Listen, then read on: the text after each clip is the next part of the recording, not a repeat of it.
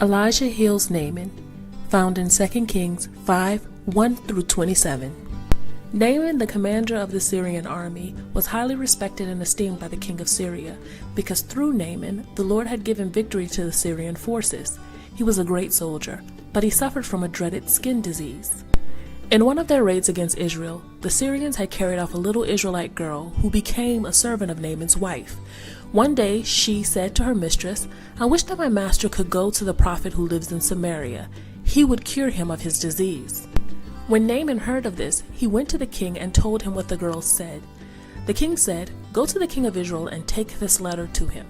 So Naaman set out, taking 30,000 pieces of silver, 6,000 pieces of gold, and 10 changes of fine clothes.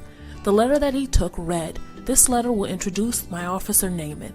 I want you to cure him of his disease." When the king of Israel read the letter, he tore his clothes in dismay and exclaimed, "How can the king of Syria expect me to cure this man? Does he think that I am God with the power of life and death? It's plain that he is trying to start a quarrel with me." When the prophet Elijah heard what had happened, he sent word to the king, "Why are you so upset? Send the man to me, and I'll show him that there is a prophet in Israel." So Naaman went with his horses and chariot and stopped at the entrance of Elijah's house. Elijah sent a servant out to tell him to go and wash himself 7 times in the Jordan River, and he would be completely cured of his disease. But Naaman left in a rage, saying, "I thought that he would at least come out to me, pray to the Lord his God, wave his hand over the disease spot, and cure me.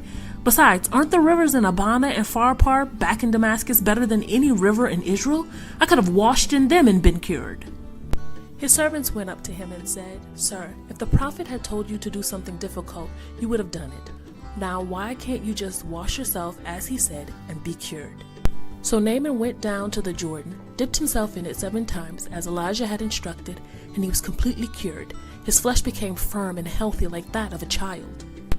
He returned to Elijah with all his men and said, "Now I know that there is no God but the God of Israel. So please, sir, accept a gift from me."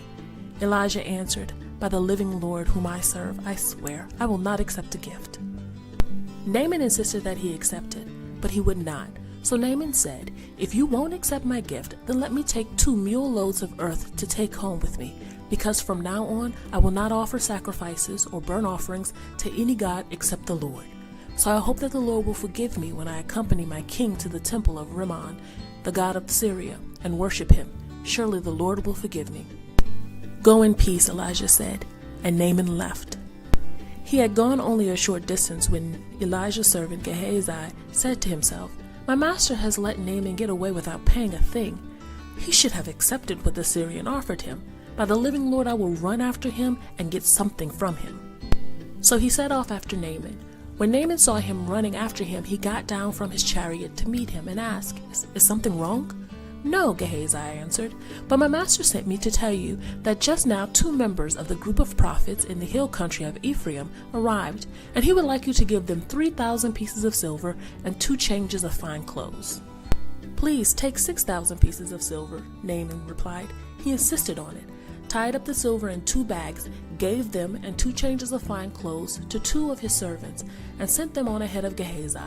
When they reached the hill where Elijah lived, Gehazi took the 2 bags and carried them into the house. Then he sent Naaman's servants back. He went back into the house, and Elijah asked him, "Where have you been?" "Oh, nowhere, sir," he answered.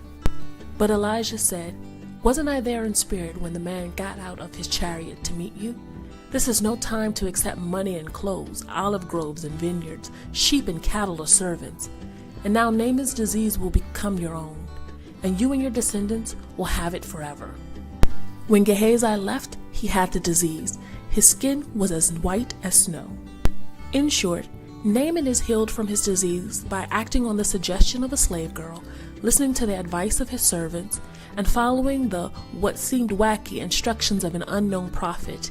In the end, he is healed and pays back the Lord through worship and service. A great man with everything is still a man in need.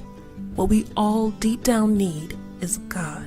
Despite all the things and people we surround ourselves with, none of it outweighs the power and the majesty and the goodness of the Lord. In all, we learn that you can't buy favor with God. We see this when Elijah heals Naaman without cost. In fact, when Gehazi falsely requested payment, he is punished with a disease. Christian sister, brother, you can boldly request what you need from God, not because of anything you've done or given, but sheerly out of faith in Christ's work on the cross, and show gratitude by obedience and service to Him.